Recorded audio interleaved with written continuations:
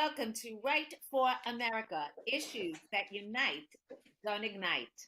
I am your host, Cindy Gross, also known as the Jewess Patriot, but you don't have to be Jewish to be a part of our show because we all are in this together for common sense values. I'm going to start my show like I do every week with my opening pearls of wisdom because my Jewish name is Diesel Peril, which means sweet pearl. I'm going to talk about A Tale of Two Deaths this week.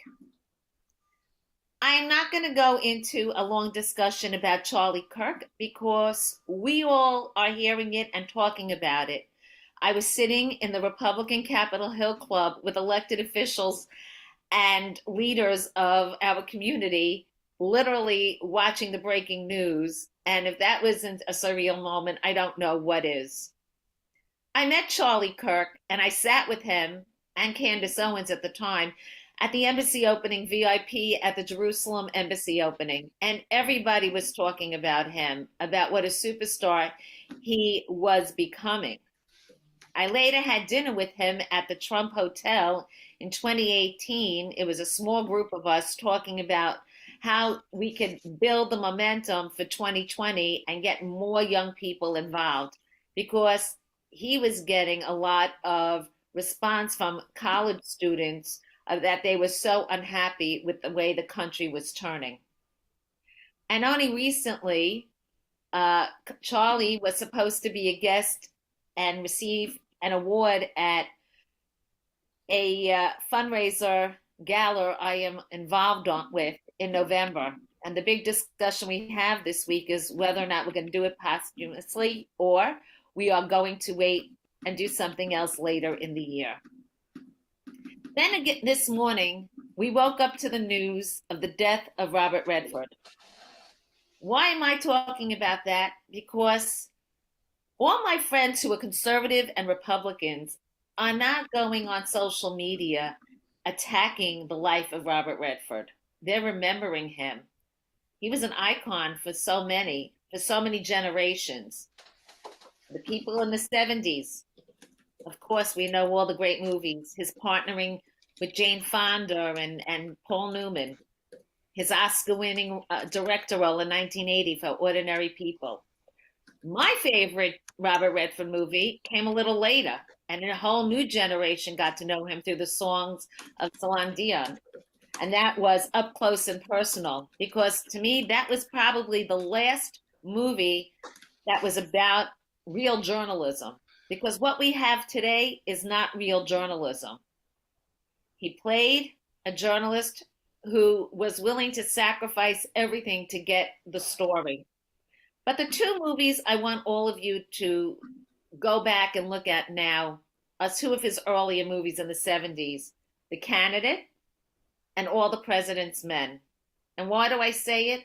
First watch All the President's Men and then watch The Candidate. Because in The Candidate, he played a character that was quite progressive and liberal, and he was behind, and his team built him up so that he could win. And when he finally wins, he says at the end of the movie, "What am I supposed to do now?" And absolutely no one gives him an answer, and everyone abandons him. And to me, that is what is going on with the Democratic Party and people like Mondani. And you hear it now in the excerpts coming out of the book from Kamala Harris. And it's really a lesson. What goes around comes around. The press, the fake media, the entertainment industry wants you to have a narrative of what law, Constitution, America First means. But we are smarter than that. Rest in peace, Robert Redford, for such incredible work. And we will never forget you, Hubble. And with that, I see my guest shaking his head, so he totally agreed probably with what I said about The Candidate. Because he is a real journalist, and he could probably appreciate why I loved Up Close and Personal, besides the fact I knew a couple of the actors in it. And I heard a lot of great stories about Michelle Pfeiffer and Robert Redford. And joining us now is a friend of mine, a friend of yours. You watch him every week on Newsmax. Tom Basile is no stranger to politics. He's been an award winning author, a columnist. You know his show, America Right Now, as opposed to my show, Right for America. For over 20 years, he's been involved in political strategy. He is the former director of communications for the U.S. Department of the EPA. And he is at the forefront of every single issue because he is a true journalist. He actually investigates the work and is willing to take the risk. And I'm so happy I could call him friend. Tom, thank you so much for joining us at Right for America. Cindy, it's great to be with you. Thank you so much. And it's been a rough week for a lot of folks. And your introduction was very gracious of you. Look, I just let's all kind of try to be like Charlie, right? Charlie, was very well researched, and he didn't care about the feelings. He cared about facts. He cared about make the history. He cared about principle, and that's really what we're charged with doing, and how we should all behave when we're all part of this national dialogue about the future of this country. So, obviously, the political violence in the US is getting out of hand. And it's not really, I hate to say, it's not really from the Republican side. I mean, just the day before, look what happened in North Carolina. It's a discussion that's not even, talked about anymore, how a beautiful girl was stabbed and how people sat on a train and watched it and did nothing. Yeah. Uh, how every single day the numbers in cities all across the country, red and blue, whether or not it's robberies, rapes. I mean, they could, in New York, they keep saying, oh, murder went down, but rapes are up 40%. Yeah. People are scared to walk in the cities. Even in red states, they're afraid to go out late at night. They're afraid to take public transportation. What's your thoughts on this? Well, look, it is amazing to me, on one sense, because I look at all of these folks not as crime rates or statistics, but as people. These are lives that are forever changed or even ended by these crimes, and no level of it should be acceptable. And yet you have Brandon Johnson and J.B. Pritzker saying, hey, there were 2,000 shootings, 2,000 people shot in Chicago in 2024, but really, we're okay. We've got it all under control. And it's just so staggering that when you look at the loss of life all across the country, primarily in these deep blue cities, and the vast majority of this violence in these cities is happening in low income and minority populations. They are the ones who feel it first. They're the ones who feel it hardest. And yet you have these Democrat elected officials who are saying, yeah, everything's fine. We're okay. And you have these district attorneys who are Democrats who they want to proceed with the cashless bail, and they want to close down prisons in New York City. Mandami is talking about spending $1 billion not on policing but on social workers, and somehow this is going to be what solves the problem. And I think that a lot of people, particularly in the Black and Latino community, I think they're starting to come to the realization that the They folks didn't who vote. want safer streets Mhm. are the Republicans. It's Donald Trump who is saying, hey, let's try to do something about this crime. Let's think outside the box. And if your city's not going to do it, let's work together with your governor to try to do it. I'm going to And I just think say that, something about that. In yeah, the primary, the blacks and Hispanics did not go for Mondani. They went for Cuomo. that's right. And uh, the people that did go for Mondani that are privileged white liberals, and we can't figure out what is this white guilt that Black Lives Matter started that is growing that makes them feel that they have to be embarrassed and unhappy to be white and American. I just Yeah, don't understand it. that's kind of all part of that CRT, that critical race theory, white fragility thing, and that started about a decade ago, really inserting itself into academia, and media, and it has had a very corrosive effect on really the mental health and the well being of so many people. But that's what the left wants to do. Whether it's we're talking about what this country is really all about, okay, and the promise of America.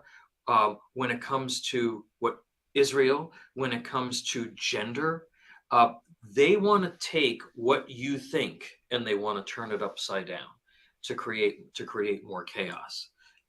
This is a very Marxist sort of approach to how ultimately you stoke a massive revolution, and you stoke societal change and economic change that leads to greater statism in America. I mean, that's so. And you're absolutely right, Cindy. You hit the nail on the head. When you look at the people who are protesting against Trump in D.C., it's all a bunch of white liberals, many of them women, white liberal women who live in Georgetown and Tenleytown and $1 million homes. It's not people who live in Southeast. It's not the people who are facing the murder and the crime that hangs over their neighborhoods every single day. But again, I think that people are starting to wake up to it.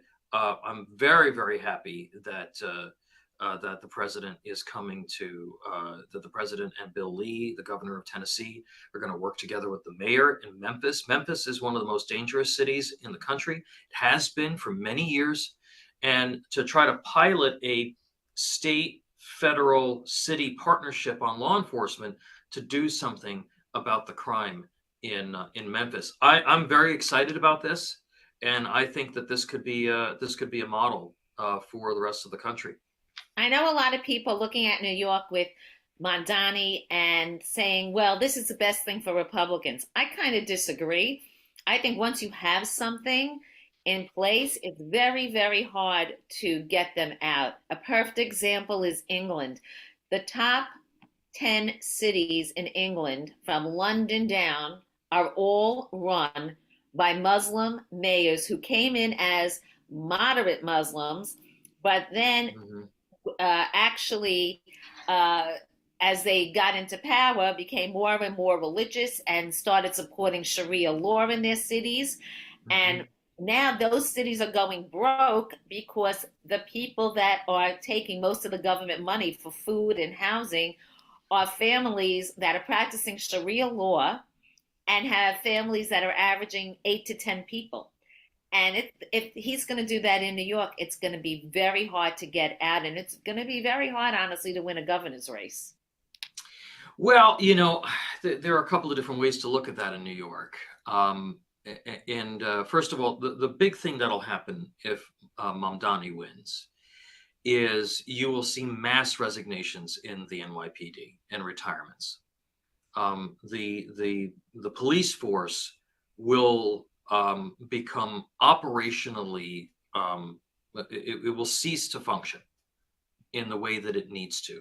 They're also not going to be able to recruit those people. They're having a terrible time trying to recruit people into the NYPD. If you have a socialist mayor who wants to spend money on social workers, who wants to close the jails, and thinks that we're going to just put people back out on the street, you're not going to. That's a 30,000 person police force, and you're going to lose.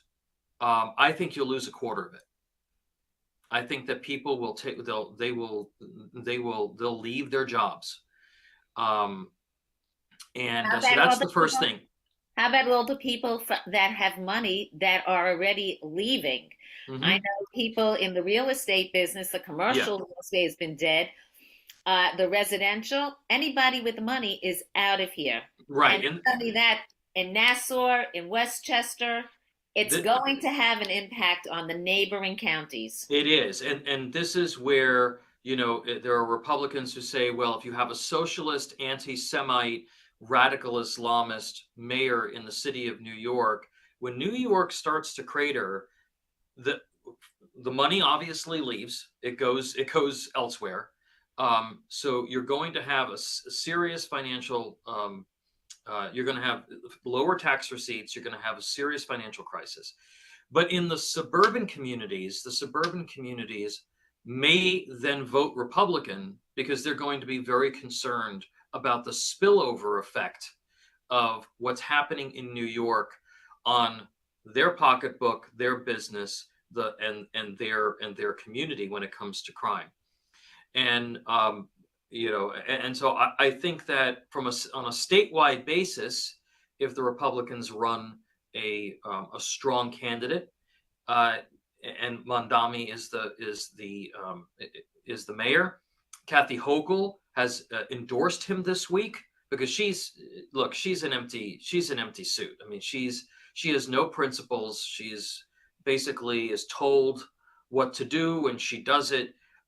This is somebody who has absolutely no scruples, and she has absolutely no ability to fight the fight that she should for the future of her own state, and she's demonstrated that over and over again.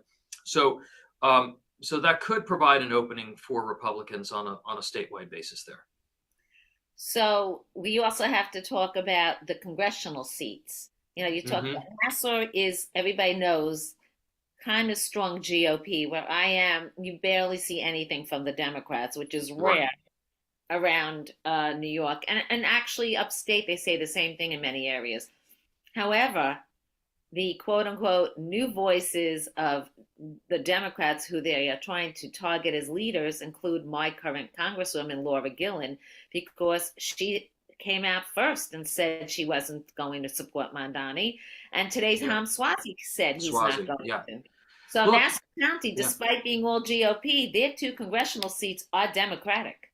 Yeah, well, that's true. And again, this is it's up to the party to make sure that they have good candidates and well-funded candidates to run for those seats. I think a lot of it is going to be an issue of turnout. And I think that it's too early to tell how it's going to how ultimately it's going to the events of the last week, and also the Mondami race, how that is going to impact turnout. And then something that you mentioned also in your opening, Cindy, which is spot on, is these races come down to the economy in so many ways, right? Public safety is very important to people. Trump is delivering on that. He's delivering on immigration. And then also the economy. Where is this economy going to be? How financially secure do people believe they are in November of 2026? And that's going to determine turnout, and ultimately who wins these elections. And it's great that we're all talking about Charlie Kirk and his we're memorializing him and all his accomplishments, but life does go on. And tomorrow, Vice President Vance is going to be visiting a metal facility in Michigan to discuss just that, the Trump tax cuts for the families and small businesses, and how the Republicans really have to do a much better job Yes. of talking about the rising cost and what's happening, and explain where the biggest rises came during the Biden administration. Yeah. Explain Uh, better yeah. in 50 states, and to really have a national Republican committee actually put out ads on ABC, NBC, and CBS that are very general, but that target people that Yeah. are living paycheck to paycheck, and Yeah. how much the big tax bill is actually helping middle America. Well, from your lips to God's ears, because that's exactly what this administration should be talking about. And look, Trump's a tour de force, right? He's a tour de force. He's a bull in a china shop. He has more energy at 79 than I do, and that's great because we had 4 years where we really didn't have a president and we didn't really know who it was, right? So Absolutely. it's all really good. The problem is that he likes to move in a very fast clip. And what you need to do when you're trying to get a message to penetrate on a national basis is you have to pick like two or three things to really, really focus on. But he's Crime and acting like a one immigration. man show. He needs Yeah, the Republican National Committee to get together and make a national message that will yeah. resonate for incumbents, for new people. Because when I was in Washington last week, all I was hearing is the concern of the congressional seats Yeah. and who's going to go Rhino and who's going to go with him, knowing Uh, what's happening for Look, 2020. look. Here's the thing. You're right, but Trump controls the Republican National Committee, and he controls, to the other committees to some degree, and he has the most money of anybody in terms of his own political organizations and political apparatus. What JD Vance is doing tomorrow is incredibly important because it is literally the most important thing that he can be doing right now. And that goes for every single congressional Republican as well. And that's talk about the impact of the Trump tax bill on Americans. And because you're going to look at this and when you see how this impacts people who are on fixed income, who are seniors, people who who are overtime workers, people who are lower income hourly workers, um, people who are tipped workers, there is significant tax savings, even for people in the suburbs in many of these states that are very high. They pay a lot in property taxes. They're all getting a tax cut. 90% of Americans are going to get a tax cut from this bill, and in many cases, it's going to be very significant for small business owners. The ability to do the expensing up front on the investments is also going to be really, really powerful to help ensure that our businesses invest in job creation. So there's a lot of stuff in the bill. I don't know if I mentioned this to you the last time that you and I talked, but um, Pell Grants, things like Pell Grants, can now be used for trade schools and for vocational training, which that was in the bill. Most people probably have no idea, but you have loads of people who've got kids who are getting ready to go off to college. They're trying to decide, do I want to go into one of these indoctrination farms to get a basket weaving degree, or do I want to get a to learn a trade where I'm always going to have a job and I'm going to make good money? Well, the Pell Grants can help that person now. So there is so much in there, and Republicans have done a miserable job trying to talk about it all. So I'm glad that Vance is going up there to do that, to start talking about it, and every single member of the House and Senate needs to do the same thing. Absolutely, because it's the number one issue people are talking about. Not Affordability. anything else. So we met at the White House at the Purple Mhm. Heart ceremony, Yeah. and that was quite an experience. I mean, I never expected my picture to go all over the world with Trump with my fascinator. We had a fascinating conversation, and you really explained something brilliant to me. And as the Jewess patriot, I really would love you to share with my audience. And that is that the Israeli government is not doing a good enough job. Like we just said about Trump, no one is perfect. But there is something that they can do, especially in light of the ultra right winger that are like all these conspiracy theories about Israel and Mossad and killing Charlie Kirk and Jeffrey Epstein. Bibi Netanyahu, prime minister, and I must say, before we got on here, I literally was on the phone with someone in Jerusalem running to a bomb shelter because the sirens are running off, and there is going, the land offense in Gaza has started. Right. So it is very important and timely. What does Bibi Netanyahu have to do with his team to get a better PR campaign going on in America, especially for Christian Zionists? Sure. Look, our relationship with Israel is a very unique and very special relationship. And Israel is not just a political jurisdiction. when we talk about defending Israel, we're talking about defending Judaism. And when we talk about defending Judaism, we are talking about defending the God of history. We are talking about defending the God of Abraham and the Old Testament. The Old Testament is the precursor to the New Testament. And the New Testament and the Old Testament together are the underpinning of Western civilization.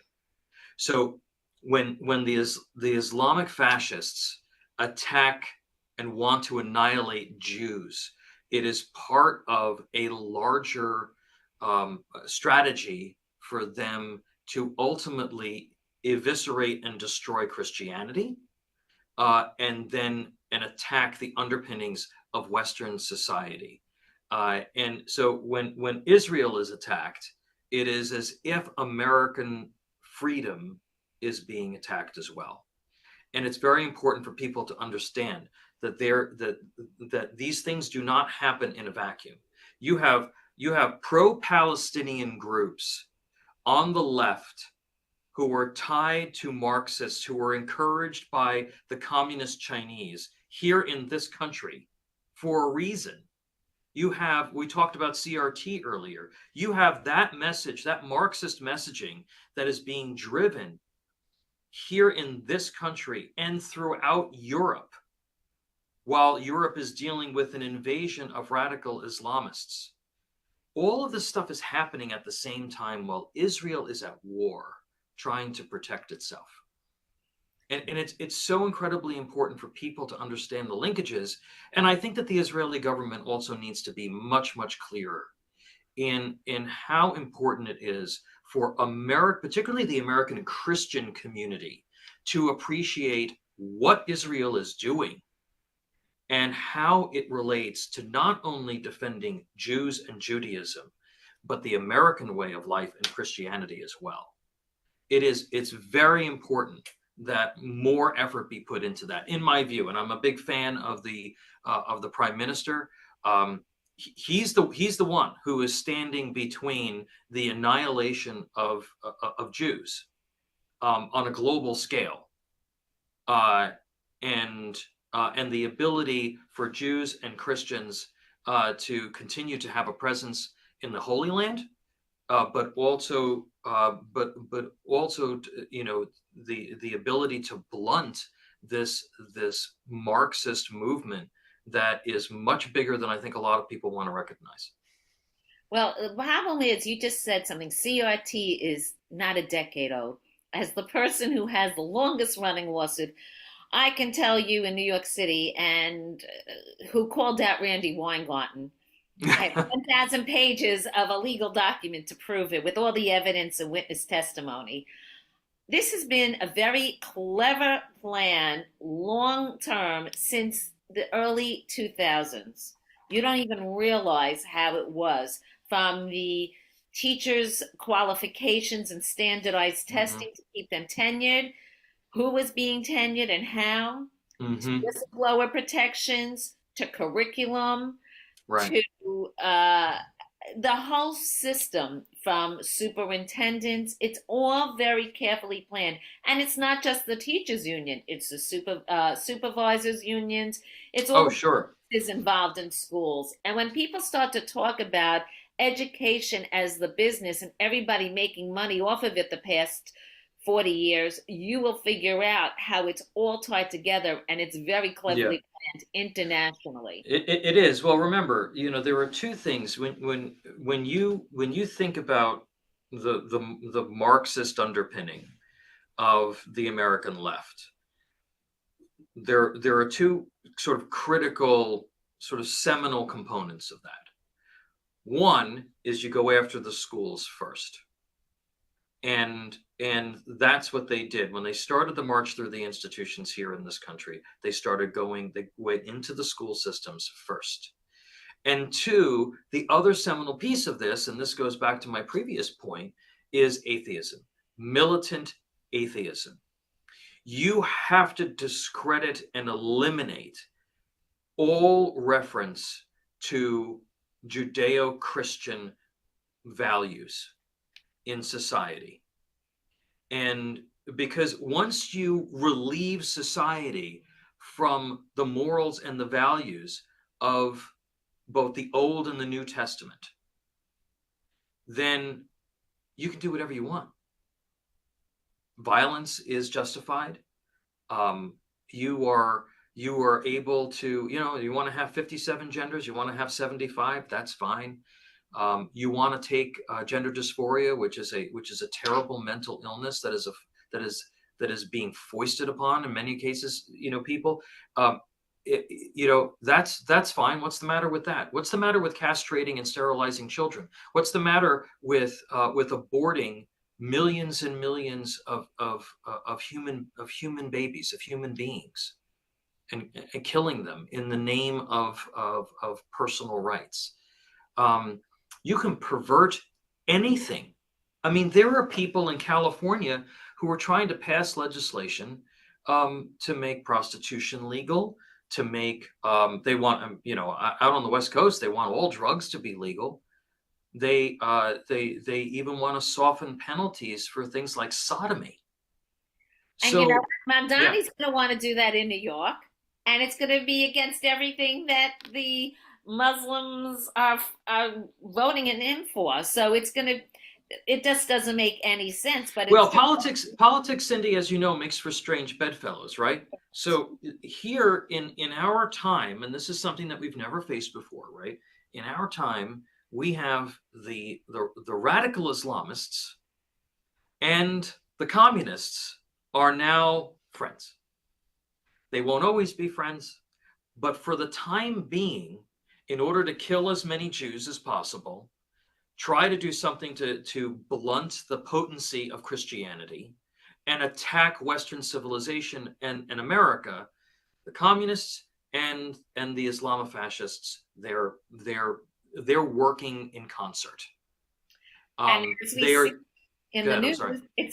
it's 5 years exactly since the Abraham Accords yesterday, and we see now that all of a sudden enemies in the Arab world are joining together and saying, let's try to stop and end the Abraham Accords based on what's going on. So Hmm. you're 100% right with what you're saying. Yeah, and of course, communist China, and I include Russia in this as well because Russia's not a democracy. It's a dictatorship. It's basically some sort of latter day form of communism, or authoritarianism. So but they're together in all of this, right, with the pro-Palestinian crowd and the Islamic extremists. They're, like I said, politics makes for strange bedfellows. So these two enemies of Judaism, Christianity, and then Western civilization, they're together now, working in concert. And I think we see a lot of that. If you scroll online, you'll see a lot of that. And some of it doesn't make a lot of sense when you think about what these two groups actually believe, but they're Absolutely. using each other, I think, very effectively right now. So in other news, President Trump is heading to the UK today. He is. So tell us what you think is going to come out of that. And let's talk a little bit about the United Kingdom's banning of Israelis from their defense university. Yeah, yeah. Look, Keir Starmer is scared out of his mind. Okay.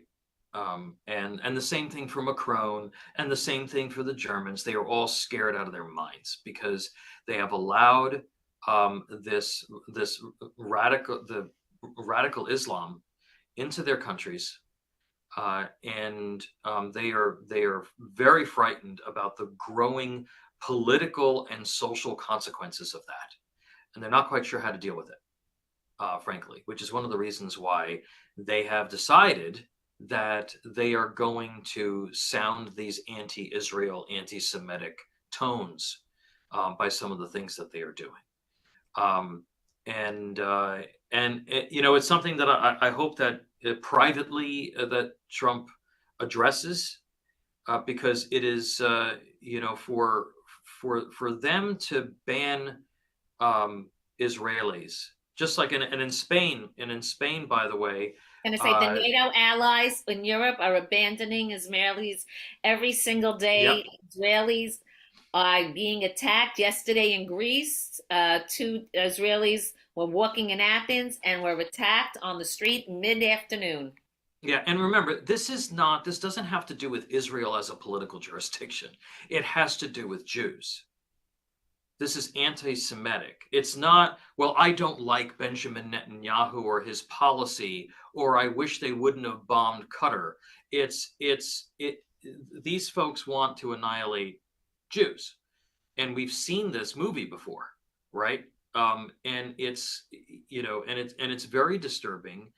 Um, and the United States, I believe, has a responsibility, an absolute responsibility, to make it very clear that that these NATO countries, who are supposed to be Western allies of Israel, uh, beg off of this course that they're on. But the Europeans, they have bigger problems. I mean, the free speech, the infringement of free speech, the infringement of freedom of religion in Europe is far worse than I think most Americans believe. And again, it could be a Muslim influence, but it also is just a left wing influence in some of these countries. The extreme censorship, banning public prayer. I mean, look, they just did it in Canada. In Quebec, they banned public prayer. This is our closest neighbor. So the left is going to push very hard, and it's very important for this country to remain very principled, and for Trump to push back as much as people don't like him when he pushes back. This is not a popularity contest. You have to stand up for American principles. Correct. And It's American Western values. civilization principles. That's what I tell people. Mm. And look at the people that are whose countries are thriving. Look at Argentina. What's going on there? How supportive he is of Trump and Israel. Look what's going on in Poland. I mean, and look what's happening to Poland from Russia. So Right. I mean, you have to really be realistic about what's going on. And people really have to, I keep telling people, get off the social media. Mm-hmm. Really learn your facts. Don't Yeah. just spit something out because it looks cute on an Instagram story. Really learn your facts. There is so much misinformation going around, whether or not, I mean, with Charlie or Trump or anything else, Israel, anti Semitism. It's really, really, really, really time people wake up, because if they don't, I mean, I'm 62, I'm a grandma. My kids, I fear for my grandchildren Yeah. because I'm not giving them the world that my grandparents gave to me. Yeah. Well, look, it has been, it's been less than 100 years since the Holocaust, and uh, and they don't even teach it anymore in a lot of schools. Um, and it sort of goes back to um, the the left's stranglehold over higher education, how those teachers are trained, the left's stranglehold over the teachers' unions in the public schools in this country, and something needs to be done about that. We don't have any intellectual diversity, and for all the talk about diversity, there's no intellectual diversity. The number of teachers and nurses and professors and doctors and school board members and school board presidents and university administrators that have been fired over the last week because they celebrated the death of a brilliant 31-year-old man who had the courage to go and have decent civil conversations about things. It really shows you just there's a significant cancer that has to be dealt with. Which is So why I that, did the opening I did, because let's face it, Robert Redford was not the politics of you and me. Robert Redford started the Sundance Film Festival yeah, and promoted all the left environmental issues. I mean, they were with George McGovern. They were nothing with us, but he entertained us. And people seem to forget that entertainment is not government. It's not legislation and policy. It's entertainment for escape. Right. And also government is not entertainment. Correct. So because, people, there are real consequences. People get the government that they deserve. It's the old saying, and Ben Franklin said, "We've given you a republic if you can keep it."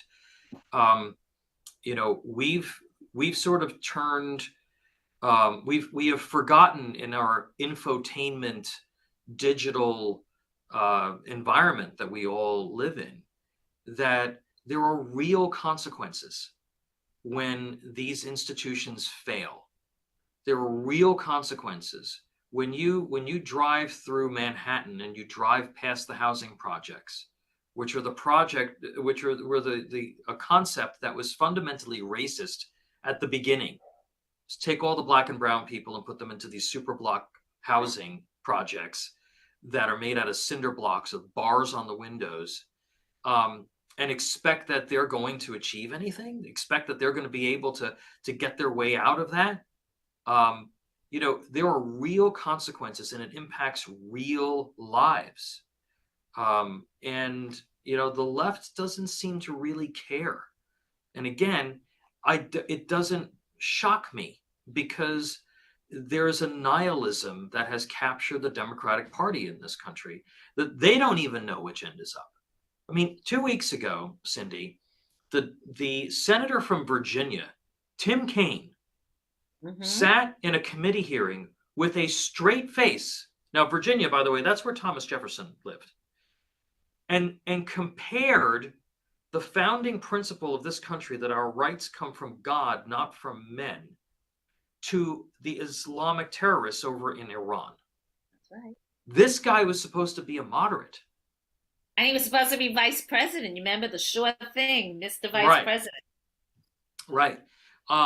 So, I think that there's, this is a challenging time that we have not really quite faced before, because there are so many forces, both foreign and domestic, that want to disrupt the American way of life. But on the other hand, there's also tremendous opportunity. And that's what I'm trying to make people understand, as tragic as Charlie's death is.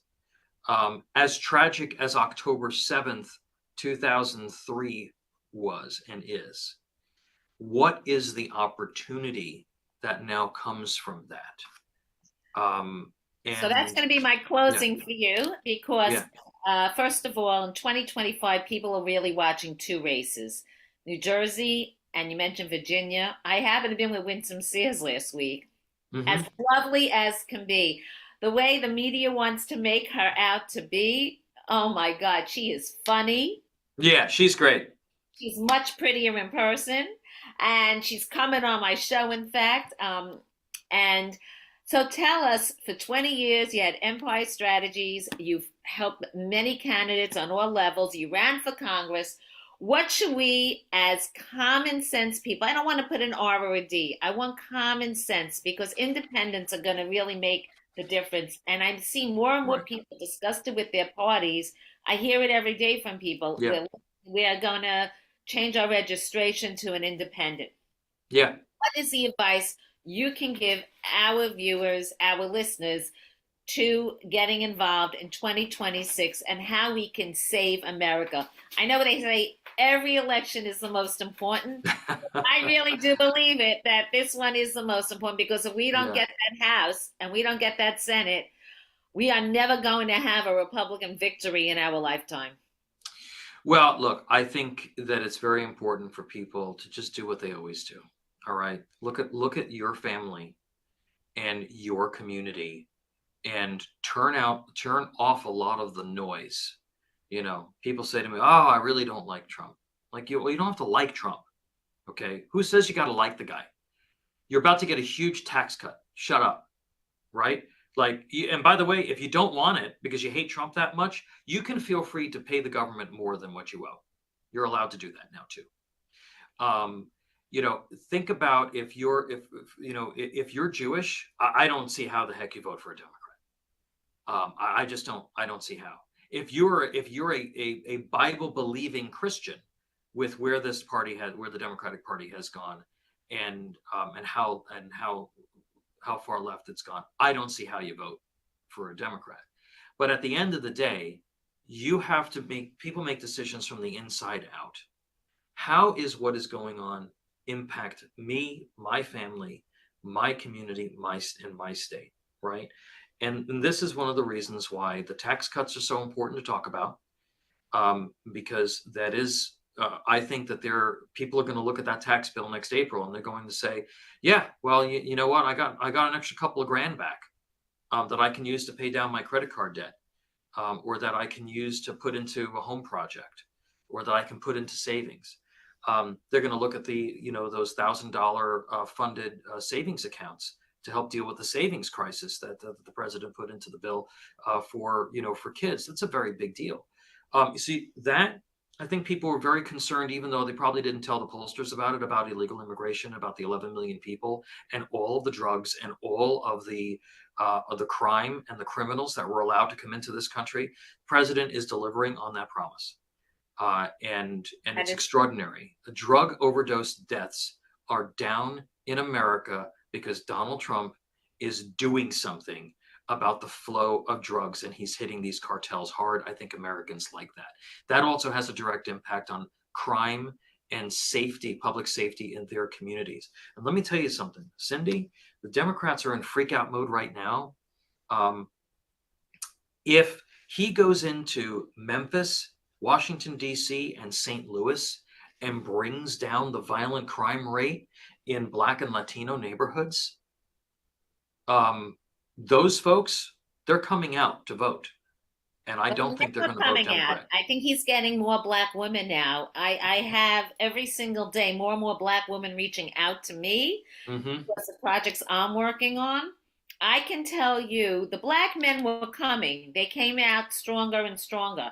I would like to see more of the Jewish vote come out. I don't understand how anybody could think about voting Democrat down ballot, because nobody in Congress is actually censoring or punishing the squad, and they haven't for years.